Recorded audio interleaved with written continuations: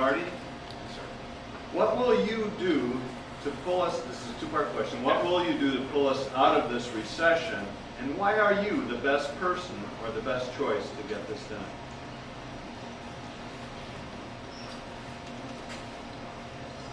First of all, what we do, we talked about before, we have to get the economy running. We have to bring common sense back to Olympia. I'm a business guy, small business guy, a man in the community. I'm not a politician, never will be a politician.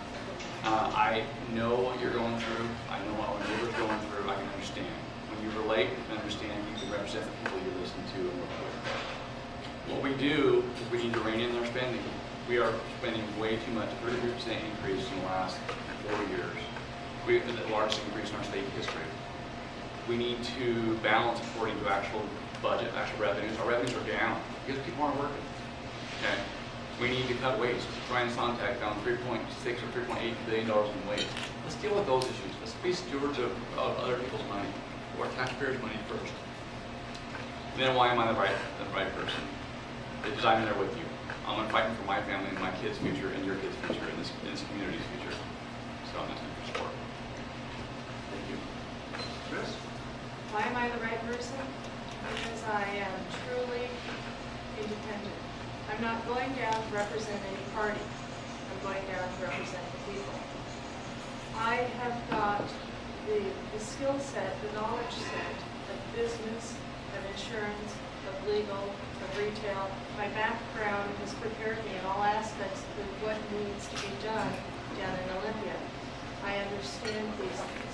I can look and read laws and I can see where the loopholes are, where the problems are going to be.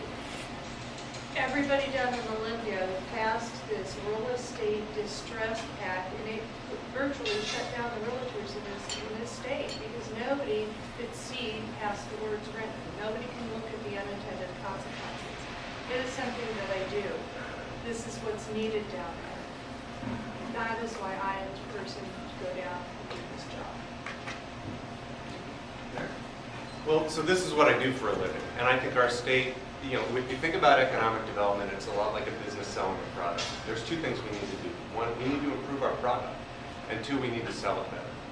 When we talk about improving our product, it means improving our business climate and reducing the cost of doing business in the state from a tax standpoint, from a regulatory standpoint.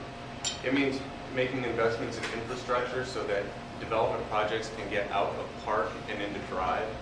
And that's some of the things that I've worked on down in Olympia.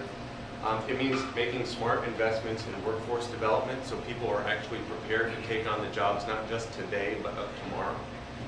These are the things that I work on as your state senator, and that's what I'm going to continue to work on. You know, and why am I the right person to do it? This is what I do for a living, and don't take my word for it. Take the word of groups like the Washington Economic Development Association, who named me their Leader of the Year, or Washington's Business Institute, which is not a liberal organization, that named me their Leader of the Year. Thank you. So moving on, more or less a follow-up to that question is, the question says reduce spending. What would you do to cut? What would you cut? What are your priorities? Starting with Kristen. Well, I don't think that we need to recreate the wheel. I think Brian Sontag has done a fabulous job, and he has gone in and already done that job for us on where to cut, and where to reduce our waste and our spending. And all we need to do is implement those.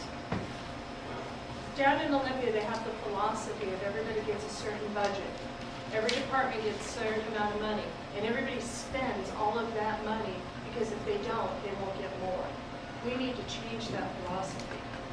You should spend what you need, not what you get to get more. And again, Brian Sontag has done this job for us. You often hear people talk about, well, we need cooperation across the aisle. No, you don't. You need a majority.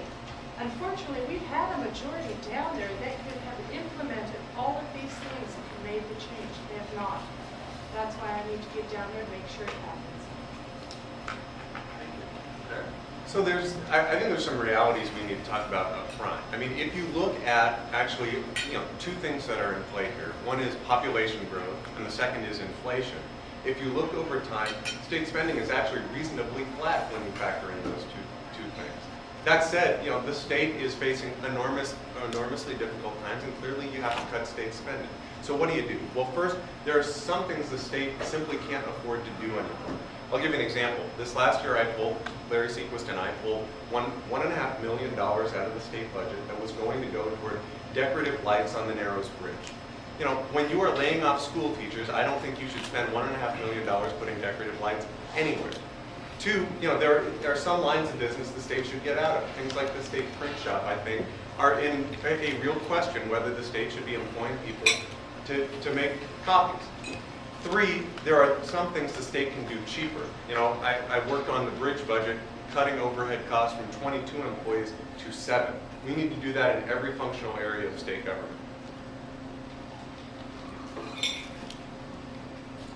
Cutting state government and cost and spending, when the Evergreen Freedom Foundation said that 10 to 20% of every dollar spent is wasteful, plus we have the Brian Sontag $3.8 billion, there's waste there. We know there is. In a list that I got here about just in the Office of Civil Legal Aid, there are, Administrator's Office for Courts, there are 300 people, 296 people that make over 100 grand a year plus benefits. In the Office of Financial Management, there's 253 people that make over 100 grand. In the, this Department of Information Services, there are 300 people making over 100 grand. Okay, I don't have any problem with them making a good salary. Do we need that many people? We need to look at this on a system-wide basis and see how top-heavy are we at the state. Are we being wise stewards with the money that we take from the public to provide services? And if we're being wise stewards, where can we cut? Like a forest, when Warehouse becomes a forest, they can trim a third of the forest without you ever seeing it. They cut the shrubbery, the dead brush, and the fallen trees first.